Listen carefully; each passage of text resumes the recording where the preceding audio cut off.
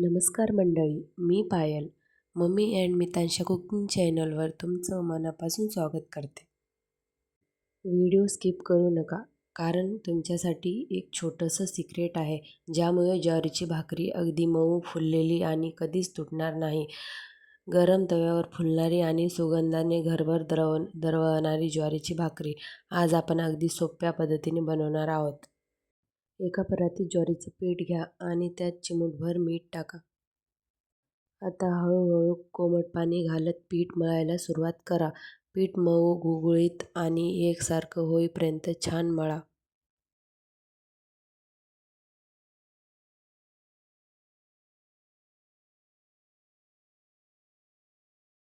तयार पिठाचा एक मध्यम आकाराचा गोळा घ्या. पाटावर थोडं कोरडं पीठ लावा आणि हाताने हलक्या दाबाने गोल थापायला सुरुवात करा.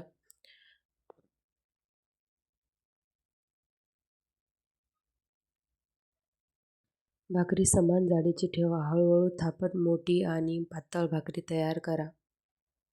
गरम तव्यावर भाकरी अलगद टाका. एका बाजूने भाजली की पलटा.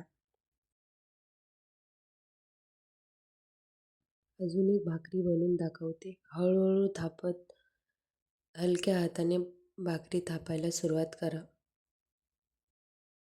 आलटून पलटून भाकरी छान तव्यावर शेकून घ्या.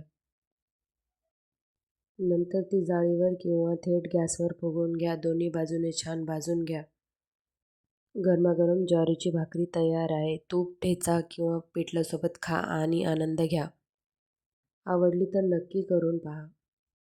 व्हिडिओ आवडला असेल तर लाईक करा. चॅनल सबस्क्राईब करायला विसरू नका. व्हिडिओ कसा वाटला कमेंटमध्ये नक्की सांगा.